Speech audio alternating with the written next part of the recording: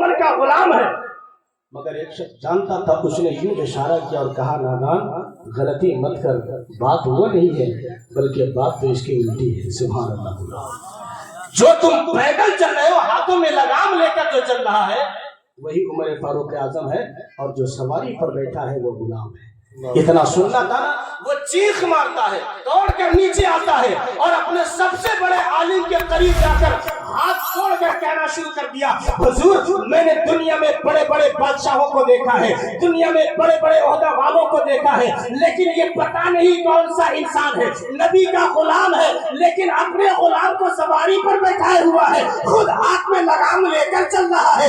اللہ اکبر. جب عیسائی کے عالم نے اس بات کو سماعت کیا تو کہا سنو اب کچھ نہیں ہوگا, ہتھیار ڈال دو, اس لیے کہ آنے والا کوئی اور نہیں عمر فاروق اعظم ہے. پوری دنیا کی طاقت بھی مل کر کے اگر عمر فاروق اعظم کا مقابلہ کرنا چاہے تو پوری دنیا بھی مقابلہ نہیں کر سکتی. ایسی بات ہے. پھر کیا ہوا, ایک دشت میں بیت المقدس کی چابی کو سجا دیا. سارے عیسائی سنے توجہ سے, مسکرا کر ہو رہا بھائی سبحان اللہ. سارے عیسائی ادب سے کھڑے ہو گئے, فوجی ایک طرف, سپاہی ایک طرف, عالم ایک طرف, خادم ایک طرف, سب کھڑے ہیں ادب سے. عمر فاروق اعظم رضی اللہ تعالیٰ عنہ کی سواری آئی, جو عیسائیوں کا سب سے بڑا عالم تھا. دشت میں بیت المقدس کی چابی کو سجا کر یوں پیش کرتا کہ حضور یہ چابی لے لیجئے, ہمیں جنگ نہیں کرنی ہے, اس لیے کہ ہم جانتے ہیں کہ آپ عمر ہیں اور عمر سے دنیا کی کوئی طاقت مقابلہ نہیں کر سکتی. یہ لیجئے. کہا کہ مجھے بڑی آسانی کے ساتھ چابی دے رہے ہو, نہ تیر نہ تلوار نہ جنگ نہ لڑائی نہ جھگڑا, کچھ نہیں, نہ بحث نہ مباحثہ, کچھ نہیں. آخر ماجرا کیا ہے, کیوں مجھے چابی دے رہے ہو اتنی آسانی سے؟ تو عیسائی کے عالم نے ہاتھ جوڑ کر کہا حضور ہم جو چابی دے رہے ہیں آپ آ رہے ہیں آج, لیکن ہم نے آپ کا واقعہ اپنی کتاب انجیل میں بہت پہلے پڑھ رکھا تھا, اس لیے کہ میں نے خود پڑھا ہے, اپنی کتاب میں پڑھا ہے, حضرت عیسیٰ علیہ السلام پر نازل ہونے والی کتاب میں پڑھا ہے. اس میں لکھا ہوا ہے کہ ایک وقت آئے گا کہ محمد عربی کا غلام جس کی شان ادب نرالی ہوگی, اتنی بلند شان کا ہوگا کہ جب وہ چلے گا تو غلاموں کو اتنی عزت دے گا کہ خود تو پیدل ہوگا مگر غلاموں کو سوار کر کے لائے گا. اس کے کپڑوں میں 17 پیبند لگے ہوں گے, اور جب وہ چلے گا نگاہوں کو جھکا کر چلے گا.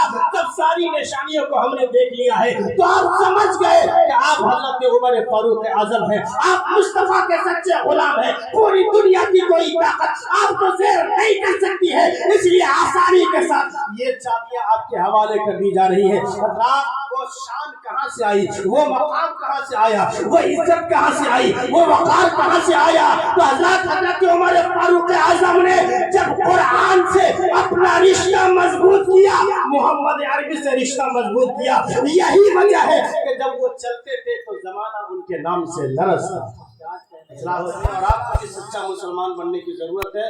اور میں تو بہت کچھ سوچ کر آیا تھا, لیکن بڑا افسوس ہے مجھے ایسے وقت میں کھڑا کر دیا جاتا ہے کہ بالکل لوگوں کے سونے کا وقت ہے, اور حالات بھی عجیب ہو گئے ہیں. اب کچھ زمانے کے حساب سے ہمیں اور آپ کو بھی بدلنے کی ضرورت ہے. جلسے بہت ہوتے ہیں مگر اب جلسوں سے وہ فائدے نہیں مل رہے ہیں جو ملنے چاہیے. جلسوں کا سسٹم بدلا جائے, ایک شاعر ایک مقرر ہو, زیادہ نہیں 2 سے 3, بہت زیادہ تو 4 گھنٹے کا پروگرام ہو, تاکہ شاعر کو بھی آپ شوق سے سنیں اور خطیب بھی دل کھول کر آپ کو سنائے. یہ سسٹم ہونا چاہیے. پھر وقت ملے تو آپ جا کر سو جائیے, 2-3 گھنٹے پروگرام سن کر جا کر سوئیے اور فجر میں اٹھیے اور مسجد میں آ کر کے زمانے کو بتا دیجئے کہ ہم نبی کے غلام ہیں, ہم تقریر بھی سنتے ہیں, نماز بھی پڑھتے ہیں. یہ سسٹم ہونا چاہیے. اور بہت ساری جگہوں پہ چینجنگ ہو رہی ہے, تو لوگ دن میں بھی پروگرام کرتے ہیں, تو ذرا بہتر یہ ہوگا ہم رات پر جاگیں گے لیکن فجر کی نماز رائے نہیں. پھر حضرت عمر فاروق والا وہ کردار کہاں سے لائیں گے, حضرت علی والا تیور کہاں سے لائیں گے, حضرت عثمان غنی والی سخاوت کہاں سے لائیں گے؟ نہ ہمارا دل زندہ ہے، نہ ہمارا ضمیر زندہ ہے، نہ آج ہمارا عمل اچھا ہے، نہ ہماری فکر اچھی ہے، نہ ہمارے اور آپ کا عمل اچھا ہے۔ سب کو بہتر بنانے کی کوشش کیجیے۔ میں رب کائنات کی بارگاہ میں دعا کرتا ہوں، پروردگار عالم ہم سبوں کو سننے سے زیادہ عمل کرنے کی توفیق رفیق عطا فرما، دین دنیا دونوں جہان کی دولتوں سے مالا مال فرما۔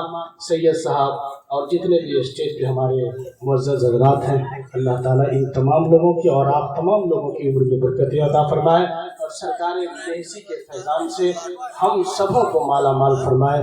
وآخر دعوانا ان الحمد للہ رب العالمین، استغفر اللہ ربی من کل ذنب واتوب الیہ۔ پڑھیے سبھی حضرات مل کر کے اشہد ان لا الہ الا اللہ واشہد ان محمدا عبدہ ورسولہ۔